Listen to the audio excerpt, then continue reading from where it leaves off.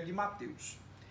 E de certa forma, o que nós vamos conversar hoje aqui, você vai notar como Deus não faz nada por acaso. Eu estava ali pedindo ao Senhor para fazer porque as coisas têm que sair como a gente pediu lá no começo. A gente tem que ser da maneira como Deus quer e não da maneira como eu quero. E aí, se você lembrar do texto, depois você volta lá para ler em Mateus capítulo 15, e você vai lendo ali a partir do verso 1, um encontro que Jesus teve com os fariseus. E agora, daqui a pouco, eu entro no texto da gente, para você entender.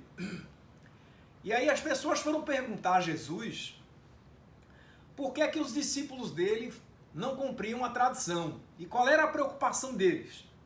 A preocupação deles naquele momento é que eles, na hora de comer o pão, eles não lavavam as mãos. Ou seja, estavam preocupados com a ritualidade, certo? Com o cerimonial, estavam preocupados com não que isso não fosse importante, entenda, não que isso não tivesse a sua importância. Todo mundo hoje antes da gente ir para a mesa, a gente passa numa pia e lava as mãos para a gente ir para a mesa. A gente se sente até um pouco sujo quando a gente, vamos para a mesa, vamos comer, e aí você sai deixando seus afazeres, seu trabalho, seu escritório, suas coisas, e sai com a mão suja, assim, teoricamente, ainda que a mão não esteja suja, mas a gente tem aquele sentimento de que a gente tem que lavar as mãos para a gente tocar no alimento, ir para a mesa. Isso tem uma simbologia e também um ato higiênico muito forte. Mas naquele momento, os fariseus estavam preocupados porque os discípulos se sentavam com as pessoas, se sentavam com o povo, e na hora de comer não lavavam as mãos. E Jesus, obviamente, sem tirar a importância do que os fariseus diziam, dizia assim, de certa maneira, o que é mais importante? Vocês dizem que eles não lavam as mãos, mas vocês que são os fariseus, vocês que ensinam as pessoas a praticar uma religiosidade sadia, vocês, ao invés de ofender a tradição, vocês ofendem mais do que isso, vocês ainda vão mais longe ainda. Mais do que a tradição, vocês, por exemplo, se a palavra diz para você honrar pai e mãe, vocês estão dizendo às pessoas assim, olha, faz a tua oferta a Deus, porque se você fizer a sua oferta a Deus, você não precisa honrar pai e mãe, ou seja, anulam, certo? Vocês estão com as vossas consciências, anulando aquilo que a palavra considera de mais sagrado, certo? Que é a gente honrar pai e mãe. Queridos, o primeiro mandamento com promessa da Bíblia é esse: honrarás teu pai e tua mãe, para que se multipliquem os teus dias sobre a terra. Sabe o que significa isso? A grosso modo é assim: se você não honrar seu pai e sua mãe, você vai morrer cedo, vai morrer bem mais cedo. E a culpa não é de ninguém não, é sua mesmo. E o porquê que isso tem a ver com o texto de hoje aqui, certo? Com a celebração da Páscoa. Você vai entender daqui a pouquinho, a gente chega lá. E aí a gente repara, quando a gente vai para o Evangelho de Marcos, agora sim, no texto que vai embalar a nossa reflexão de hoje, você vai entender que a gente vê os passos pelos quais passou Jesus antes da crucificação. Ou seja, ele foi preso, você sabe, lá no jardim do Getsemane, ok? Depois de preso, ele foi levado ao sumo sacerdote, foi levado a Pilatos. Então essa história está toda aí para a gente ver o relato do julgamento e da crucificação de Jesus. Tá? E a gente vai entender muita coisa daquilo que foi dito previamente. Quando a palavra de Deus nos convida lá em Filipenses, no capítulo 2, a partir do verso 5 até o verso 8, diz assim, é um convite para que haja em nós o mesmo sentimento que houve em Cristo Jesus. Por quê? Porque tendo passado por tudo aquilo que ele passou, e segundo diz aqui no verso 6, que sendo ele em forma de Deus, sendo ele um com Deus, ele não teve por usurpação ser igual a Deus, certo? E achado, portanto, na forma de um ser humano, como eu e você, certo? Entendendo as nossas limitações, as nossas fraquezas, certo? Ele humilhou-se a si mesmo, foi isso que ele fez, certo? Sendo obediente até a morte que aconteceu na cruz do Calvário. Certo? Então, a gente entende melhor esse texto quando a gente percebe o que se passou antes, certo? E aí, eu quero hoje, de uma maneira bem simples, bem gostosa, convidar você a uma reflexão do seu coração, para que a gente possa viver dias melhores, aquilo que a gente cantou, que a gente louvou antes, né?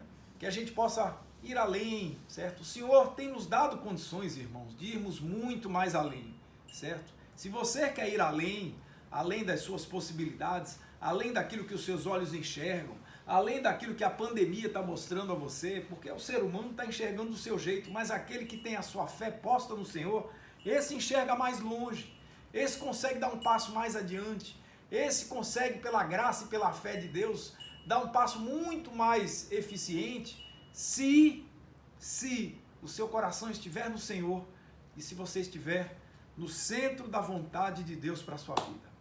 Então vamos dar uma olhadinha, vamos analisar essa situação toda que aconteceu com Jesus, no seu julgamento, para a gente então compreender, dar um salto em direção ao próximo domingo, que esse sim é um domingo glorioso, que a gente vai celebrar a Páscoa do Senhor. Primeiro aspecto importante desse texto, note que Jesus foi julgado, mas foi julgado pela justiça dos homens. E a justiça dos homens, irmãos, vamos lá, se alguém, veja bem, se aqui na minha casa alguém comete uma falha qualquer, a gente vai julgar segundo o nosso entendimento. O que a gente tem observado aí, mundo afora, certo? E é o que acontece, é verdade, né? É o homem tentando ser justo. É por isso que o homem tem tantas leis. Para quê? Para disciplinar os achismos, ok? Ainda assim, a gente encontra gente por aí fazendo vergonha, dizendo que o sim é não, dizendo que o não é sim, quando a palavra de Deus nos convida, irmãos, presta atenção aqui, quando a palavra de Deus convida o ser humano a ser assim, sim, sim, não, não, e o que passar disso vem do maligno.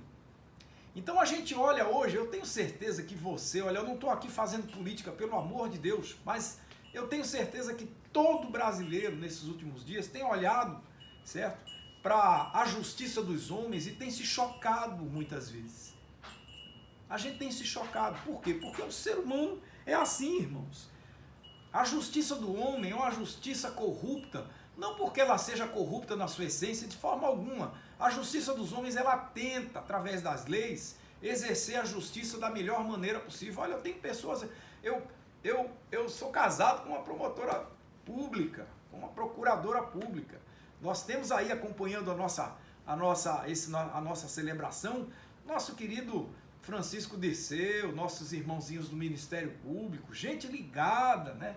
Gente enfronhada nos meandros da justiça. E nós sabemos, irmãos, que por mais que a justiça procure com suas regras, com suas palavras, com as suas expressões, ela, por mais que tente ser justa, ela não vai conseguir ser. Não é porque ela vá ser injusta necessariamente, mas ela tenta ser o mais justa possível. Mas ainda assim, existe um fator fundamental. Que fator é esse? É o coração do ser humano. Por quê? Porque o coração do ser humano, ele é corrompido pelo pecado que nos gerou.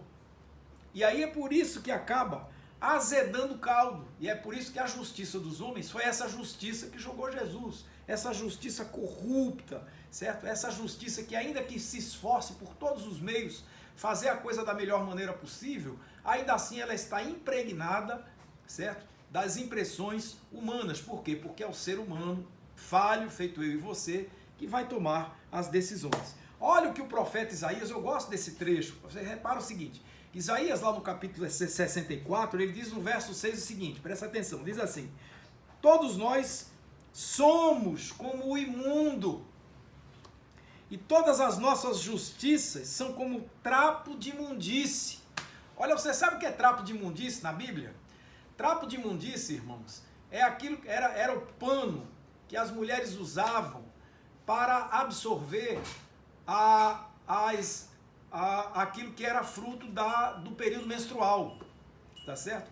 Hoje, na modernidade, graças a Deus, né, que toda mulher fértil passa pelo seu período menstrual e ela tem lá, graças a Deus, já tem os dispositivos aí ultra higiênicos que não fazem a mulher passar vergonha, aquela coisa todinha, porque nós sabemos que o útero da mulher, a cada 4 semanas mais ou menos, cerca de 4 semanas, ele ele se prepara, vê que coisa linda, né? Deus fez assim, né? A natureza é linda nesse aspecto.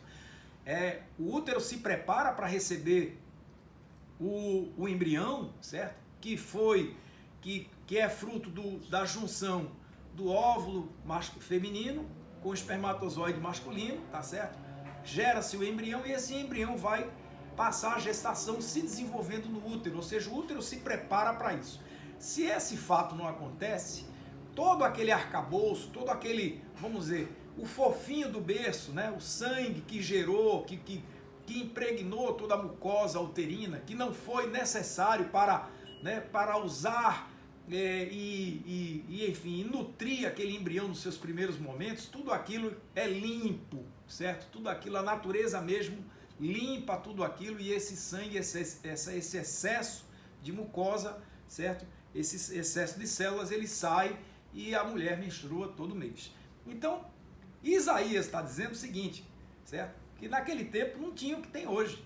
Então as mulheres, na época da sua menstruação, elas colocavam um pano ali, um trapo, que os judeus consideravam aquilo como imundo. Por quê? Porque era sangue. Ok? Então, repare, é a isso aí que Isaías está comparando a justiça dos homens. Dizendo, olha, todos nós somos como imundo, e as nossas justiças são como pano de imundície. E todos nós murchamos como a folha, e as nossas iniquidades como um vento só nos arrebatam. Irmãos, é isso aí. Nós temos vivido dias muito difíceis. Nossa nação, queridos, olha, em nome do Senhor Jesus Cristo, vamos botar o joelho no chão, orar pelos nossos dispositivos de justiça em todas as suas instâncias. Eu não estou aqui fazendo política longe de mim disso. Eu tenho a minha posição, é verdade, como ser humano, como cidadão, tenho. Mas como sacerdote, o meu dever é orar, certo? Como sacerdote, o meu dever é botar o joelhinho no chão e clamar pelo nosso país para que o Senhor derrame poder e graça sobre todos aqueles que participam de todo o sistema jurídico, em todos os lugares. Por quê? Porque é essa justiça que Deus quer fazer, desde que o homem esteja antenado com aquilo que a vontade de Deus quer para nós, certo? Então hoje, irmãos, nós continuamos, muitas vezes, fazendo como aquele povo, que na hora da gente fazer as nossas escolhas, a gente escolhe Barrabás ao invés de Jesus. Essa é a realidade, certo? E aí eu vou perguntar para você, quais são as suas escolhas? Quais têm sido as suas escolhas nesses dias? Nós vamos celebrar a Páscoa domingo que vem. Talvez eu fale disso no próximo domingo. Já tem gente comprando ovo de chocolate pela internet, porque os lugares estão fechados por aí, os shopping centers a gente não pode. Amém? Amém, querido. Pastor, o senhor é contra o ovo de chocolate? O coelhinho da Páscoa? Olha, queridos, na essência, vamos lá, isso não tem nada a ver com a Páscoa. Nada. O coelho não bota ovo, certo? A Páscoa não tem nada a ver com coelho, ainda que o coelho seja branco, tem coelho preto também, certo? Mas ainda que seja aquela figurinha do coelho branco, queridos, Páscoa é Cordeiro de Deus. Isso é Páscoa. Páscoa é libertação. Páscoa é festejo. Páscoa é alegria. E o chocolate? O chocolate nós podemos comer, eu adoro chocolate também. Problema nenhum com isso, tá certo? Pastor, mas aí se eu comprei um ovo de chocolate, vai comer seu ovinho de chocolate. Depois a gente fala disso.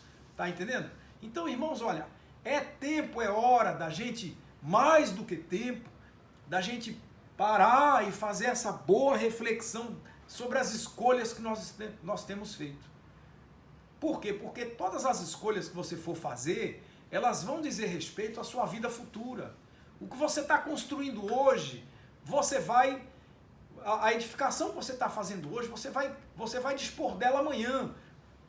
O que você está plantando hoje, você vai colher amanhã. Ou seja, se você não cuidar em você plantar, semear, construir bem hoje, amanhã você não vai ter do que usufruir, não vai ter o que colher. E a Bíblia é clara, queridos, quando ela nos diz que tudo aquilo que a gente plantar, a gente vai colher. Ou seja você um bom ou mau semeador, você vai colher o fruto daquilo que você plantou. Entendeu? Então eu pergunto, dentro da sua casa, no seu trabalho, o que você tem feito? Quais escolhas você tem feito? Aonde você está colocando as suas prioridades? Essa é a questão. Nós não podemos, irmãos, não podemos, sob hipótese alguma, deixar de olhar para os dias que a gente está vivendo hoje, e com muito temor de Deus no coração, a gente se deixar levar por aquilo que a gente não pode se deixar só levar pelos impulsos do coração da gente, porque vamos lá, se a gente for na onda, todo mundo vai sair de casa. Eu tô louco para abraçar a moçada, tô louco para abraçar. Quando a gente podia realizar cultos presenciais lá na igreja com um pouquinho de gente, até um dia desse, eu brincava com o povo quando a gente terminava a celebração. Por quê? Porque na nossa igreja, tradicionalmente, nós vamos à porta e as pessoas vão saindo e a gente está lá abraçando. Eu tenho uma semana feliz, Deus te dê uma semana vitoriosa, que Deus te abençoe, qualquer coisa estamos aqui, amém. E isso não acontecia. E quando a gente terminava a celebração nesses momentos de pandemia, eu dizia: meu irmão, agora nós estamos encerrando, vou encerrar com oração, mas quando terminar, você corra, viu? Corra. Eu digo: por quê, pastor? Porque eu vou correr atrás de você para lhe abraçar. Tô doido para lhe dar um abraço. O povo tá brincando, eu digo: claro que eu tô brincando, mas eu tô louco para lhe abraçar, isso eu tô. Tá certo? Então, queridos, nós queremos viver dias, certo? Nos abraçando muito, nos reunindo nos lares das pessoas que a gente ama, certo? Passeando com a nossa família, passeando com o nosso povo, olhando para o mundo com outros olhos, sem máscaras, né? Podendo ver os sorrisos. Hoje a gente não pode ver os sorrisos. Hoje a gente tem que olhar, fazer uma leitura do que acontece com os olhos, né? Para ver se os olhos estão expressando alguma coisa que a gente possa identificar, porque a gente não consegue mais sequer ver o sorriso das pessoas. Então, irmãos, Jesus foi julgado por uma justiça corrompida, da mesma maneira como é corrompido o coração do ser humano. E a gente tem que cuidar nisso, para que a gente possa fazer boas escolhas. É tempo da gente decidir, entende? É tempo, olha aqui, é tempo de você escolher. Não adianta, queridos, a pandemia está quase terminando. Amém? Amém. A pandemia está quase terminando. Você vai ver, daqui a pouco, isso vai se encerrar. Isso é o que o meu coração está sentindo. E eu espero que isso seja da parte de Deus, em nome do Senhor Jesus Cristo. Não seja só um algo da esperança do meu coração. Mas eu sei que esse sentimento está no seu coração também, e eu espero que também seja de Deus. Amém. E aí eu pergunto, depois de um ano, irmãos, o isolamento social no Brasil começou dia 15 de março do ano passado. A gente celebrou a Páscoa do ano passado, já, meu Deus, a Páscoa. Já estamos celebrando a segunda Páscoa, também no distanciamento social. Até quando irá isso? Até daqui a pouco, não vai demorar muito, eu creio, em nome do Senhor Jesus Cristo. Mas até lá, vamos lá. O que você semeou durante esse tempo? O que você aprendeu? Eu tenho insistido com isso por aqui. Eu tenho sido insistente. Puxa vida, de novo, Pompeu, você vai falar? Vou. E talvez você tenha a mesma resposta, e eu espero que seja a sempre boa, abençoada e certa resposta da sua parte. Porque se não for, meu velho, se não for, minha irmã, te prepara, porque o tempo da tua colheita está chegando. E aí eu pergunto, o que foi que você escolheu? Porque se você preferiu Barrabás a Jesus, você está no caminho errado. Se você preferiu seguir somente a vontade do seu coração, segundo a sua justiça, você está quebrada. Não faça isso em nome do Senhor. É hora, ainda dá tempo. Alô, ainda dá tempo para aqueles que realmente querem. Porque tem gente, queridos, vamos lá, vamos ser sinceros. Tem gente que vai ouvir isso 1 milhão de vezes e não vai decidir. Tem gente que vai ouvir isso mais 10 milhões de vezes e vai continuar fazendo como disse Jesus. Gente que vai até ao Senhor, louva com a boca, mas o coração está longe dele. Entendeu por conta o porquê da leitura lá antes do Evangelho de Mateus, capítulo 15? Você lê depois. Tudo que o Senhor, repare, irmãos, de alguma forma, né, a igreja, ela foi desconstruída como templo, como paredes. Hoje a igreja, certo? Para mim, a minha igreja são as paredes da minha casa, são as paredes da sua casa. Tá percebendo quanto essa igreja real, eu não quero chamar de virtual não, a gente só está reunido aqui virtualmente, mas a igreja reunida do Senhor hoje aqui, ela é real. Você está seguindo aqui, está ouvindo essas palavras ao vivo, eu aqui da minha casa alcançando você na sua, e aonde você estiver, aí está a igreja do Senhor, amém? Então abra os seus olhos, querido, querida. Preste bem atenção. Para que a tua colheita seja aquela colheita abençoada, farta, certo? Para encher os teus cestos, para abençoar a tua vida, para fortalecer tua família, para fortalecer sua esposa, seu marido, seus filhos, sua casa, amém? Seus negócios, né, seu trabalho, louvado seja o nome de Deus por isso. Então se ligue, porque tudo isso precisa de um senso de justiça equilibrado. E aonde a gente encontra isso? Encontra aqui, ó. Essa palavra vai te dar. Ah, dá sim. E aí eu vou usar uma expressão do meu querido pastor Maurição. Ouvi essa expressão pela primeira vez dos lábios dele, ele brincando, dizendo assim: olha, você está com alguma dúvida sobre o que fazer, sobre como proceder? Eu vou te dar uma dica legal. Ele fez assim, ó. Vem para cá, pro manual do fabricante. Aqui tem tudo, certo? Não vai te faltar nada, amém? Então se ligue. Segundo aspecto importante dessa leitura que nós fizemos aqui, é que Jesus, note, Jesus, no seu julgamento, ele foi humilhado por muitos que conheciam o seu testemunho. Gente que conhecia. Vê que coisa, nunca impressionou você? De que as pessoas que julgaram Jesus, cadê aquela galera? Se você for para, repare, se você for para o último versículo do Evangelho de João, eu não vou abrir aqui não, mas se você for lá para o último verso, abre o Evangelho de João e você vai para o último versículo, encerrou lá o Evangelho de João. Você vai lá dizendo, vê o seguinte: e muitas outras coisas fez Jesus, certo? Que não estão relatadas nesse livro, porque se fossem relatadas as muitas outras coisas que ele fez, nem todos os livros da terra seriam suficientes. Irmãos, quando diz isso, eu fico imaginando, queridos, olha, porque se só o que a gente tem relatado na palavra sobre os milagres e o bem que Jesus fez, as pessoas que Jesus transformou, você imagina naquela multiplicação, na primeira multiplicação dos pães e peixes, na segunda multiplicação, meu irmão, minha irmã, foram milhares de pessoas, certo? E Jerusalém não era nenhuma São Paulo. Então eu fico imaginando que um sem número, eu não quero dizer a totalidade, mas olha, eu acho que praticamente todo mundo dentro daquela cidade já tinha ouvido falar de Jesus de Nazaré. Quando ele andava ali pela Galileia, as cidades se moviam, o povo ia atrás dele, o povo corria atrás, tinha gente que procurava saber para onde ele ia, já encurtava, pegava um caminho mais fácil, um caminho tal, para chegar lá primeiro e tudo mais. Tinha gente que quando ele saía, ia junto. Era uma multidão se somando a outra. E na hora do julgamento de Jesus, é certo, pastor, tá bom, a galera do interior para vir a pé, não tinha carro, não tinha charrete, tá certo? A coisa não era fácil, era tudo a pé, é verdade, mas certamente em Jerusalém, tendo sido ele recebido como ele foi, na hora do julgamento dele estava ali muita gente que tinha pelo menos ouvido falar do testemunho que ele tinha dado. E aí a gente fica impressionado, a gente fica muito impressionado, como ainda tendo ele feito bem, porque, irmãos, Jesus não deu na cara de ninguém, não. Jesus não maltratou ninguém. Jesus não fez mal a ninguém. Ele só fez bem àquele povo. Ele só ensinou coisa boa para aquele povo. Ele restaurou vidas. Ele ressuscitou pessoas.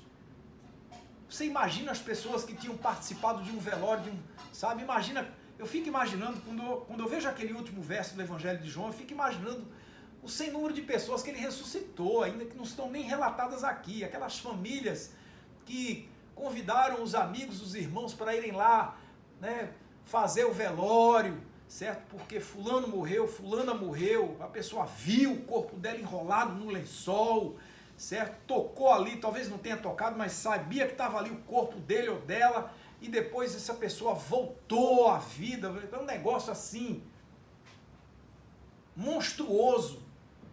E na hora do julgamento, cadê aquele povo?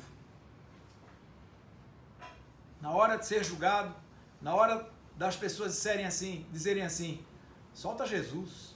Eu sei que você vai me dizer assim, eu também sei, mas pastor, estava escrito. Deus determinou assim, eu digo é verdade.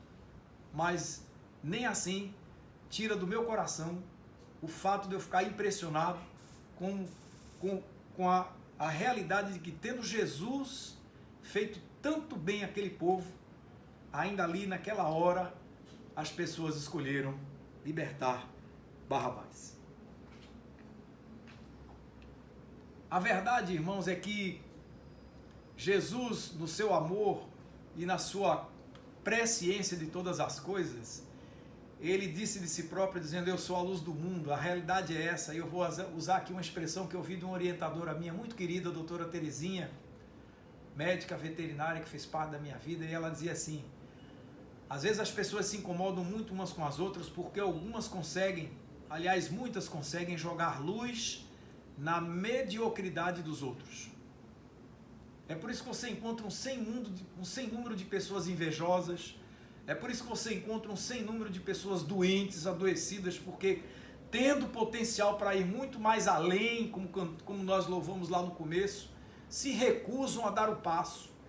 E ao invés de fazer o seu próprio esforço e conquistar o seu próprio caminho, em trilhar a sua própria caminhada, fica olhando para o que o outro fez. Se o outro escolheu caminhar, meu irmão, vá.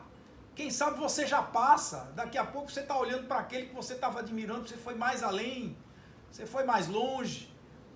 Mas Jesus, irmãos, ele jogava de fato luz na mediocridade do ser humano. E note uma coisa interessante, ele fazia isso sem humilhar ninguém, veja. Ele sabia o que se passava no coração de cada um, e você vai ver textos extraordinários aqui na Bíblia o tempo todo, dizendo que Jesus sabia o que estava acontecendo, sabia o que qual era a intenção do coração. Ainda assim, ele não expôs, ele não maltratou, ele não redarguiu de forma arrogante, porque ele até podia, viu? Olha, eu sei o que você está pensando. E ele diria com autoridade, eu sei o que você está pensando mesmo, certo? Eu entendo o seu pensamento, eu sei o que você está pensando agora. Mas ele não fez isso. Ele em momento nenhum humilhou ninguém. Porque, irmãos, olha, o ser humano quando maltrata, o ser humano quando humilha, o ser humano quando faz isso, ele faz isso para maltratar, para diminuir, para abater a pessoa, para tirar o chão, para puxar o tapete, para botar uma pedra em cima. É isso que o ser humano faz quando humilha. E é isso que o ser humano pratica corriqueiramente. Temos vivido dias, meu Deus do céu, certo? Governantes humilhando as pessoas, pessoas humilhando os governantes. Vamos lá, moçada, vamos respeitar. Que tal um pouco mais de respeito pelo trabalho alheio, tá certo? Pelo esforço do outro, pra gente, que tal um pouco mais de compreensão, entendendo que o outro no seu esforço, ele está dando o seu melhor. E se não estiver dando o seu melhor, quem sabe você seja um a colaborar e não seja mais um a jogar pedra, porque, irmãos, já temos por demais pessoas jogando pedras umas nas outras, e tudo que a gente não precisa hoje é de pedras para destruir, precisamos de pedras para construir pontes. Entende? Essa é a realidade. Jesus foi humilhado, foi, como nós muitas vezes somos humilhados, mas a gente precisa entender que tudo aquilo teve um propósito, certo? Terceiro lugar, e aqui eu começo a encerrar essa palavra dizendo a você o seguinte, certo? Jesus foi crucificado e quando ele foi crucificado, note, ele foi crucificado pelo povo que queria satisfazer a sua sede de vingança. O povo que queria satisfazer a sua sede de vingança era um povo que estava ali, né, apaixonado pela violência. E a gente tem visto isso muito por aqui. Gente que ama mais a criatura do que o Criador. E o convite de Deus para mim e para você é para a gente andar na contramão desse sentimento. Jesus sempre agiu dessa maneira, da maneira como ele agia, com misericórdia, com amor, com carinho, porque ele queria nos tirar, sempre queria tirar as pessoas daquela posição de conforto. E aí eu pergunto a você, quando a palavra de Deus chega ao seu coração, como é que você tem recebido isso? Como você tem recebido essa palavra? Você está acomodado, acomodada, ou está incomodado, incomodada? Porque evangelho que não incomoda não é o evangelho do céu. O evangelho tem que incomodar mesmo, tem que incomodar a mim e a você, como incomoda hoje, aqui, agora, nesse exato momento. Ele quer incomodar você, quer tocar ali, Quer tocar na ferida, mas não quer enfiar o dedo na ferida para lhe machucar, não. Ele não quer botar o dedo ali para você ficar gritando de dor, não. Ele quer tocar para dizer assim, ó, é aqui, é nessa feridinha aqui.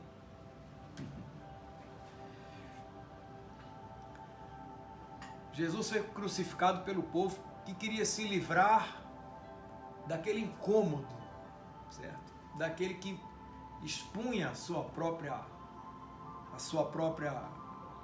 insensatez. Jesus colocava em evidência a mediocridade humana e as pessoas não estavam ali, muitos não estavam ali satisfeitos com isso. A realidade é que ele estava ali incomodando aqueles que estavam, de certa forma, acomodados na sua fé. E isso muitas vezes acontece com a gente, viu, irmãos? Às vezes acontece comigo e com você. Certo? Então, a gente tem que entender que Jesus não foi um pobrezinho, Jesus não foi um coitadinho que foi vítima da compreensão, da falta de compreensão alheia. Jesus não foi um fraco, irmãos. Jesus não foi uma vítima da opressão da sociedade, ainda que ele tenha sido oprimido, machucado. Ele não foi mais uma vítima da perseguição. Porque naquele tempo as pessoas crucificavam muitos ali. Jesus foi diferente. Jesus não tinha cometido crime nenhum. O crime dele, para as pessoas, era o fato dele denunciar aquilo que estava dentro do coração de cada um. E isso era coisa de fórum íntimo. Ele não estava ali dizendo, olha, fulano é pecador, fulano é pecadora, nada disso. Ele falava para cada um, para que isso que estava acontecendo aqui dentro do coração, para que esse incômodo acontecesse aqui. Então escuta essa. Se Jesus foi julgado, quando ele foi julgado, ele suportou todas as acusações falsas que lançaram sobre ele. No seu julgamento, ele foi condenado e suportou ser trocado por um assassino, por um transgressor, declaradamente transgressor. Se Jesus foi humilhado, e isso ele foi, certo? Ele foi muito humilhado, foi surrado pelo ódio daqueles que o oprimiam. Estavam ali com ódio, é verdade. Ofendido, ele foi ofendido pelas palavras, pelo sarcasmo das pessoas que estavam o tempo todo maquinando o mal uns contra os outros. E se ele foi crucificado, e foi, porque isso foi, a gente viu no texto, ele foi ali castigado de uma forma cruel por um povo sem piedade. Foi. Envergonhado diante de toda aquela multidão. Ele estava nu. Ele não estava de roupa. Ele foi crucificado nu. A tradição botou um paninho para não ficar exposto e tal. Mas ele foi crucificado nu. Completamente nu. E ele suportou tudo aquilo. Por amor. Entendeu? Suportou a ofensa, suportou a injustiça, suportou a humilhação, passou por tudo aquilo, ainda que tivesse sofrido muito, e olha, sofreu muito, e passou por tudo isso por amor. O apóstolo Paulo lá diz em Romanos capítulo 5, da mesma maneira que por uma só ofensa veio juízo sobre todos os homens para a condenação, assim também como por um só ato de justiça veio a graça de Deus sobre todos os homens para a justificação da vida. Irmãos, Jesus levou sobre si o meu pecado e o seu, querido, querida. Foi ferido pelas nossas transgressões, como diz o profeta Isaías. Ferido pelas transgressões minhas e suas, moído por causa das nossas iniquidades. E como diz a palavra, o castigo que hoje traz a nossa paz, estava sobre ele. Jesus jogou luz, Jesus incomodou, Jesus trouxe boa palavra, trouxe vida, trouxe esperança para todos aqueles que creram, e ele continua fazendo tudo isso hoje, aqui na minha vida, no meu coração e no seu também. Quizá hoje você esteja aí de coração aberto, escancarado, Senhor, assim, olha, é você e ele, olha que legal. O legal é que está aí você no seu cantinho aí, não sei onde você está, na sua casa, na sua varanda, na sua cadeirinha aí, no seu celular, não sei. Mas é assim, olha, você, cara, viu minha irmã, viu meu irmão, é você e ele.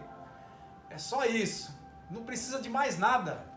Não tem firulinha, não tem oração do poder, não tem nada, meu velho. Não tem nada, minha irmã. É só você aí. É só você pronunciar, não precisa gritar pela janela. Ainda que você possa fazê-lo se quiser, você só precisa dizer: Senhor, eu quero. Senhor, eu quero.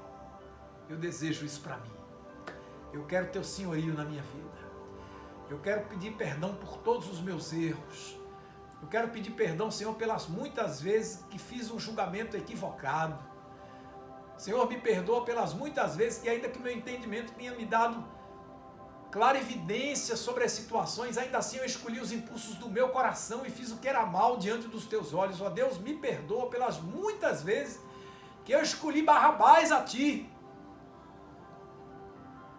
Me perdoa pelas muitas vezes em que tu estavas o tempo todo falando, insistindo comigo, e eu ainda assim preferi, por minha própria escolha, fechar os meus ouvidos e trancar o meu coração para ouvir a voz que não tem o menor sentido na minha vida. Porque é a tua voz que vai mudar todas as coisas. Jesus continua incomodando a gente, tirando a gente da nossa situação de conforto, seja ela qual for. Quando eu digo isso, não estou falando, talvez você esteja trabalhando mais do que todo mundo nessa pandemia. Não é esse trabalho que eu estou falando. Não é desse conforto. Eu sei que talvez tua vida não esteja tão confortável, talvez você esteja numa luta ferrenha para botar o pão na sua casa, o pão na mesa do seu povo. Mas não é dessa luta que eu estou falando. Estou falando dessa luta interior. É aí onde Deus quer mexer. Porque todo o resto é consequência da mudança que o Senhor vai fazer aqui. Entendeu? Tudo isso para que o véu fosse rasgado. Quando eu era criança, eu achava que o véu era uma cortina, feita essa cortina aqui da minha casa, que se eu fizer um pouco de força, ela rasga. Irmãos, o véu do templo de Jerusalém era um véu tão grosso que se você juntasse 10 elefantes de um lado, 10 do outro, puxasse, ele não rasgava. Era uma coisa grossa. O véu foi algo preparado, era como uma parede. Ele era como uma parede que fazia divisão entre o lugar santo e o santo dos santos. Quando Jesus entregou a sua vida na cruz, aquele véu foi rasgado. Sabe por quê? Qual é a simbologia disso? É que agora nós temos um sumo sacerdote que se compadece das minhas fraquezas e das suas, para permitir que gente ruim, feito eu e você, a gente tenha acesso ao santo dos santos. Amém? Entenda isso. Leve isso hoje no seu coração. Que o véu foi rasgado, meu irmão. O véu foi rasgado, minha irmã, para que gente feito eu e você pudesse passar. Será que isso faz a gente especial? Para Deus, sim. Mas para nós, faz toda a diferença. Certo? Não nos faz melhores do que ninguém, porque Deus nos ama de uma forma extraordinária.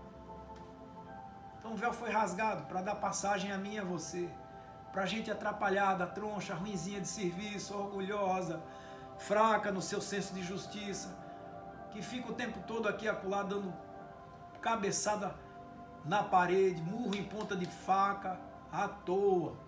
Quando Deus quer livrar você de tanta coisa, de tanto sofrimento, te dar uma vida completamente nova. E aqui eu encerro, quando Jesus diz assim: eis que faço novas todas as coisas. Você está preparado? Está preparada? A única coisa que você precisa dizer: Senhor, eu quero. Senhor, eu aceito. Me perdoa pelos meus erros e eu aqui aceito, de alma lavada, de coração destravado, aberto, escancarado. eu aceito e recebo o teu senhorio sobre a minha vida. Vem, Senhor Jesus, ser o meu Senhor. Eita, coisa linda. Amém. Amém. Entendeu? Entendeu, querido? Entendeu, querida? É isso. Deus está cansado de gente que só louva da boca para fora, só vive a palavra da boca para fora, da vida, a vida para dentro. Está perdido ainda. Mas olha que legal. Ele é aquele que deixa as 99 ovelhas guardadinhas lá e vai atrás de você. Por isso que ele está aqui hoje. Está atrás de gente feito eu e você. Para transformar, para mudar, para edificar e para fortalecer. Amém? Amém. Vamos orar? Depois dessa oração, tem uma música bem gostosa. Eu queria que você acompanhasse aí. E que Deus nos abençoe. Pai, muito obrigado. Obrigado porque nós temos tempo para refletir. Obrigado porque nós temos tempo para escolher. E o tempo é agora, porque o tempo depois eu não sei se terei. Então, louvado seja o teu nome, porque nós fomos alcançados e temos sido alcançados. Obrigado porque tu nos tira da nossa zona de conforto. E tirar-nos da nossa zona de conforto é entender que a missão da tua igreja é amar o próximo. A missão da tua igreja é viver o evangelho. A missão da tua igreja é dar suporte. A missão da tua igreja é missionária. Quantos missionários ainda hoje estão precisando seguir o seu trabalho? Dá-nos, Senhor, não abandonarmos nenhum deles no campo. São guerreiros, guerreiras, que vivem a sua vida pela nobre causa de pregar e viver o evangelho nas suas vidas. Eu oro pela tua igreja, oro pela nossa nação, oro pelo nosso judiciário, oro pelos nossos governantes, todos eles sem exceção, para que o teu Espírito Santo sopre do teu poder sobre o mundo, para afastar essa pandemia para longe, mas para nos ensinar aquilo que é bom. Se esse tiver que ser o chicote sobre a humanidade, nós aceitamos isso, Senhor. Não está sendo fácil, não está fácil para ninguém. Ninguém aqui está dizendo que é mole, ninguém aqui está dizendo que é bom, mas nós queremos, ó Deus, de fato, fazer como o rei Josafá, os nossos olhos estarem postos em Ti o tempo todo. Vem com a gente, nos ajuda a enxergarmos as nossas próprias insuficiências e dando-nos conta das nossas ilicitudes. Pedimos perdão a Ti por tudo aquilo que temos feito, que fizemos de mal. Muda o nosso caminho, muda o caminho da humanidade, transforma o nosso país, alcança os nossos governantes em todos os sentidos, a começar do nosso presidente, dos seus ministros, dos governadores, dos prefeitos, dos vereadores, das câmaras, dos deputados, e vamos embora, do nosso Congresso, em nome de Jesus. Sopra algo poderoso da tua parte para mudar esse país do jeito que tu queres. Nós te pedimos isso para vivermos uma Páscoa de verdade, dentro dos nossos lares, e é aí onde tudo tem que começar, aqui dentro do coração da gente. Nós te pedimos tudo isso no nome santo e poderoso do Senhor Jesus de Nazaré. Amém e amém. Vamos louvar, minha gente.